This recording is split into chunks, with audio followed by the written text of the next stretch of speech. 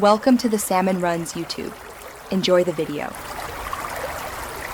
Open the Shortcuts app on iPhone running iOS 13 or later. Find the shortcut you want to trigger with Siri and tap it once to view details. Tap the three dots to open the shortcut editor and confirm each action runs correctly. Tap the play icon to run the shortcut manually and verify the outcome. Fix any errors inside actions before proceeding to add a voice phrase. Tap Add to Siri inside the shortcut editor to record a custom phrase for activation. Choose a concise phrase like Startimer 10 minutes or Play Commute a playlist for reliable recognition. Speak the phrase clearly when prompted and confirm the recording matches your words. If recognition fails, re-record the phrase with fewer words.